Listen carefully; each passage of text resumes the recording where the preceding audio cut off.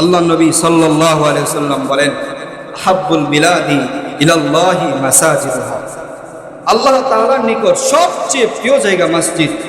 এই মসজিদে আমরা নামাজ পড়তে আসছি। মুহতারাম হাজরিন, অনেকের মা নাই আমাদের মধ্যে, অনেকের বাবা নাই, অনেকের আত্মীয় স্বজন অন্ধকার কবরে।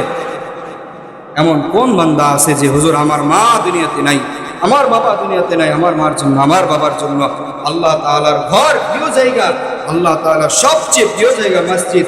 এই মসজিদে 500 টাকা দিলাম। সবার হাতে টাকা আছে মোটামুটি বেতনের পর 500 টাকা। লিল্লাহি তাকবীর। ভাই নাম ইয়াসিন। আয় রব্বুল আলামিন, তোমার বান্দা ইয়াসিন, আয় রব্বুল আলামিন তোমার ঘরে 500 টাকা দিবে বলেছে। আয় রব্বুল আলামিন দানকে কবুল করা, মঞ্জুর করা। সকলে বলেন আমিন। আয় রব্বুল আলামিন আত্মীয় স্বজন যারা অন্ধকার কবরে আছে প্রত্যেকের কবরটাকে জান্নাতের উচ্চ মাকাম দান করেন। সকলে বলেন আমিন। মাশাআল্লাহ। আয়া মন্ডল, আয় রব্বুল আলামিন তোমার ঘরে দান করছে, দানকে কবুল করো, মঞ্জুর করো। আয় রব্বুল আলামিন দ্বীনের জন্য কবুল আর মঞ্জুর করে নেন। সকলে বলেন আমিন। আয় রব্বুল আলামিন লুৎফুর রহমান, আয় রব্বুল আলামিন তোমার ঘরে 500 টাকা দিয়েছে। আয় রব্বুল আলামিন দানকে কবুল করো, মঞ্জুর করো। সকলে বলেন আমিন। আমিন আমিন আল্লাহ আমিন।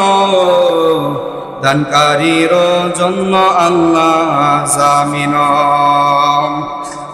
দানকারীর জন্য আল্লাহ রব্বুল আলামিন জামিনদার হয়ে যাবে। আর কেউ নাই। মার জন্য, বাবার জন্য বলেন আমি আমার মার জন্য, আমি আমার বাবার জন্য। আপনার নিজের জন্য বলেন আমি আর আপনি যখন মরা লাশ হয়ে যাব তখন আমার আপনার কোনো শক্তি থাকবে না। এই আমাদের শরীরে যে জামাটা থাকবে, জামা বেলেট দিয়া কাইটা কাইটা রেখা দিবে, পকেটে মোবাইল ফোন, মানিব্যাগ, টাকা পয়সা সব কিছু রেখা দিবে। কবরমুখী আমরা হয়ে যাব। কবরে 3টা আমল যায়। একটা আমল হলো সদকায়ে জারিয়া।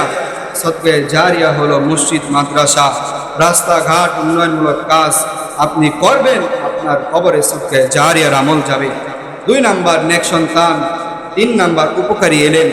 এই এলেম শিখছেন, আপনার দ্বারা অন্যজন উপকার হইতেছে, অন্যজনের উপকার হইতেছে। ততদিন পর্যন্ত, যতদিন আপনার এলেম দ্বারা মানুষ উপকৃত হবে, ততদিন পর্যন্ত এই আমল, আপনার সদকায়ে জারিয়ার আমল আপনার কবরে যাইতেই থাকবে।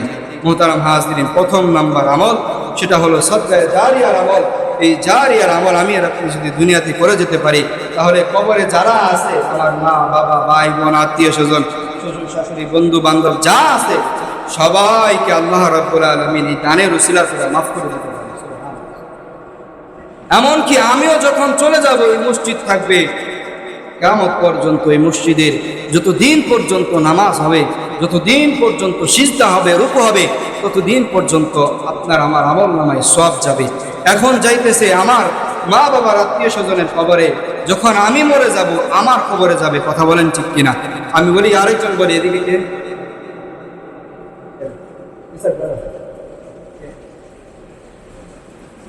দাদা।